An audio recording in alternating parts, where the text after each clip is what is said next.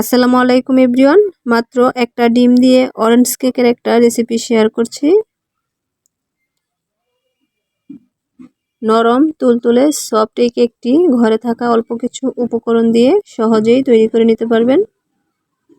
Cake তৈরি করার জন্য প্রথমে আমি মালটার খোসা গ্রেট করে নেব।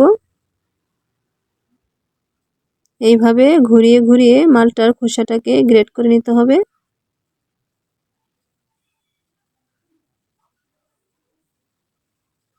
হাফ টেবিল চামচের মতো মালটার খোসা আমি গ্রেট করে নিয়েছি। এবার আমি দিয়ে দেব হাফ কাপ চিনি, দিয়ে দেব একটা ডিম,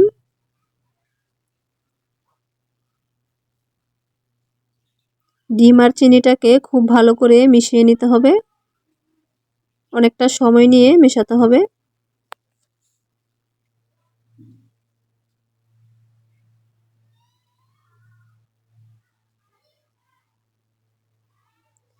চিনিটা খুব ভালো করে গলে গেলে এখানে দিয়ে দেব 1 টেবিল চামচ রান্নার সাদা তেল।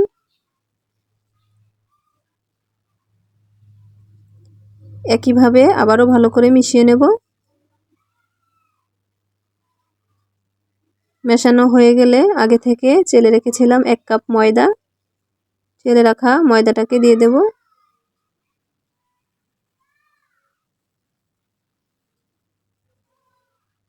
দিয়ে দেব 1 টেবিল চামচ বেকিং পাউডার, হাফ চামচ দেব বেকিং সোডা। দিয়ে এবার একটা ব্যাটার তৈরি করে নেব। খুব ভালো করে মিশিয়ে নেব।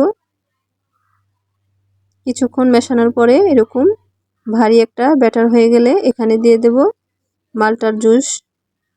অল্প অল্প করে আমি জুসটাকে দিয়ে দিচ্ছি। দিয়ে একটা ব্যাটার তৈরি করে নেব।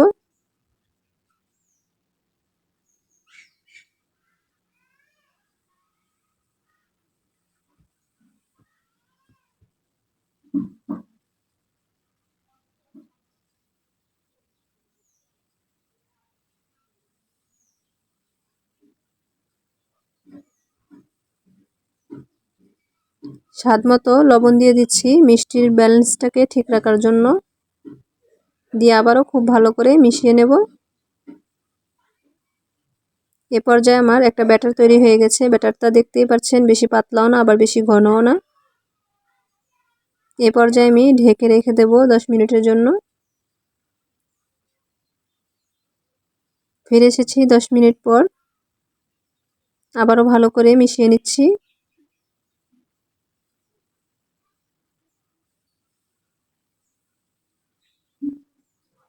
মেশানো হয়ে গেলে এখানে আমি নিয়ে নিচ্ছি একটা বাটি। বাটিতে আমি আগেই খাতার কাগজ ছিঁড়ে মাঝখান দিয়ে দিয়ে তেল ব্রাশ করে নিয়েছি।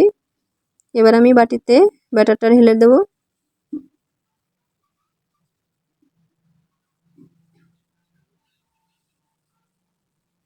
ব্যাটারটা ঢালা হয়ে গেলে একটা টুথপেন দিয়ে ভালো করে মাঝখান থেকে আমি একটু ঘেঁটে দিচ্ছি। এবার আমি কেকটাকে বেক করে নেব।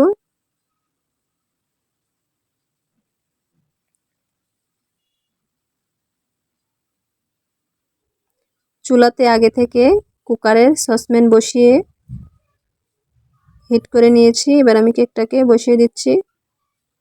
ঢেকে দেব 30 থেকে 35 মিনিটের জন্য। ফিরে এসেছি 30 মিনিট পরে। এবার আমি কেকটাকে চেক করে নেব। টুথপেন দিয়ে কেকটাকে চেক করে নিলাম। টুথপেনটা শুকনো এসেছে, তার মানে কেকটা তৈরি হয়ে গেছে। এ পর্যায়ে আমি কেকটাকে তুলে নেব। কেকটাকে আমি ঢেলে নিয়েছি। ধন্যবাদ সবাইকে। আসসালামু আলাইকুম।